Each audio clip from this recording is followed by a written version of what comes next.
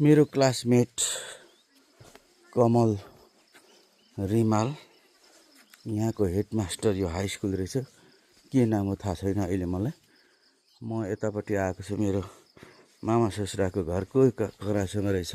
के गर्नु हुँदै रहेछ त म एकदम व्यवस्थित छ पानीको धाराहरू। म उहाँलाई सरप्राइज दिन जाँदैछु।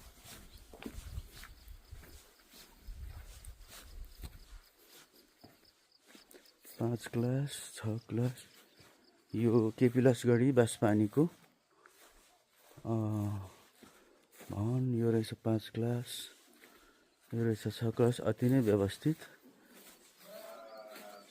7 क्लास यहाँ रहेछ, यसो नि क्लासहरू रहेछ।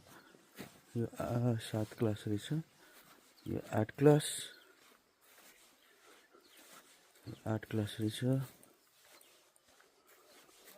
यो 9 क्लास रहेछ। पल्लो 10 क्लास 9 अति 10।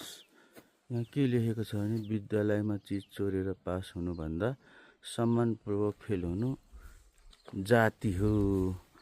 अब्राहम लिङ्कनले भनेको रहेछ।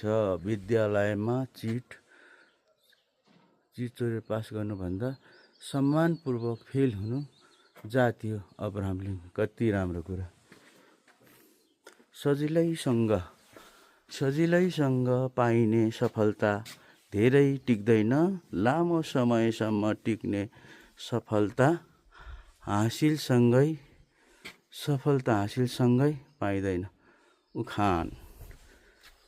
निज व्यक्ति अर्काको सफलतामा जल्छ। कौटिल्य।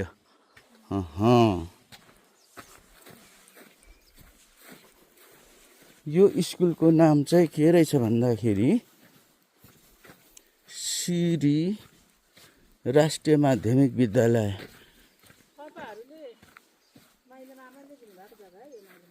यो माइला मामाहरूले दिनुभएको जग्गा, उतापट्टि कान्छा मामाले दिनुभएको जग्गा। यसरी यो श्री राष्ट्रिय माध्यमिक विद्यालय केपी लस्कडी गाउँपालिका 3 बाँसपानी खोटाङ। यो सरहरूको निवास होला। यसरी रहेछ स्कुल। अब अहिले सहरको भन्दा गाउँको स्कुलहरू चाहिँ एकदमै सरसफाइ एकदम व्यवस्थित देखियो। यहाँ मेरो क्लासमेट सर